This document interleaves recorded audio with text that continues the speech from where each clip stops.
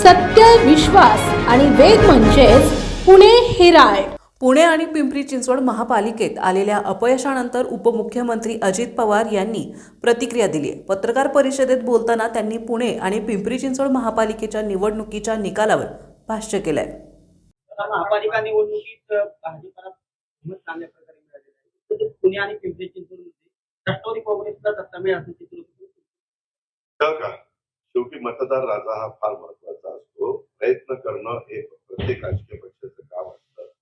त्यांनी प्रयत्न केले, परंतु भाजपला अतिशय चांगलं यश मिळालं. त्याबद्दल भाजपचं मनापासून अभिनंदन, मनापासून कौतुक.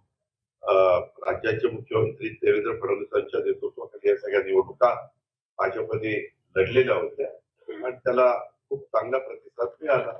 आता इतरांचा त्याच्यामध्ये पराभव झाला. पराभव झाला. माझं स्वतःचं गणित असं असतं की पराभवाने खचून जायचं नसतं, पुन्हा त्याच्यामध्ये आपलं काम करत राहायचं असतं. पराभवाची कारणं नेमकी काय वाटते? अरे बाबा, अजून 24 तास पण झाले. काल 3 वाजता निकाल लागला, पहाटे काही विषय. त्याच्यामध्ये सगळे बसतील, आम्ही त्याच्याबद्दलची माहिती घेऊ, काय झालं, कसं झालं. एवढंच वातावरण. मीडिया पण म्हणत होता की चांगलं वातावरण आहे, चांगलं वातावरण आहे. आमचे अंदाज चुकले तसे मीडियाचे पण अंदाज चुकले. पण ठीक आहे ना, मतदार राजा हा महत्वाचा आहे. माझ्या दृष्टीने आत्ताचं कृषी प्रदर्शन हे खूप महत्वाचं आहे आपल्या शेतकऱ्यांच्या दृष्टीनं. आणि माझ्या एकंदरीत महाराष्ट्र हा कृषीप्रधान राज्य आहे आणि त्याच्यामध्ये जेवढं शेतकऱ्यांना मी समाधानी करू शकू तेवढं एक तिथं आर्थिक सुबत्ता येण्याच्या करता मदत होत असते. आणि म्हणून आम्ही त्या कामाला जास्त प्राधान्य दिलंय.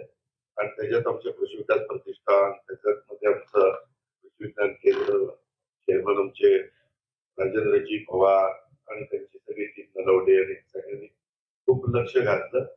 आणि तुम्ही पण, माझी तुम्हाला विनंती आहे की काही गोष्टी तुम्ही पण दाखवा मीडियाच्या माध्यमातून.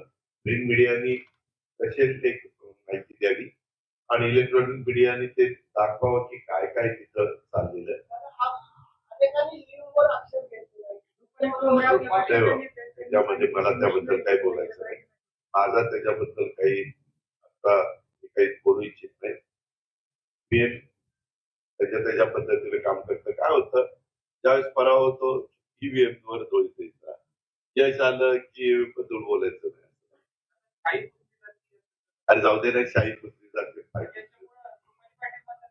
ठीक आहे रे बाबा, एखादी इंडिव्हिज्युअल एखादी उमेदवार बोलत असते म्हणजे आता 29 ठिकाणच्या निवडणुका, इतके हजारो लोक उभे, त्याच्यात एखाद्या व्यक्तीला जे वाटलं लोकशाही आहे, संविधानाने अधिकार दिलेला आहे प्रत्येकाला आपलं मत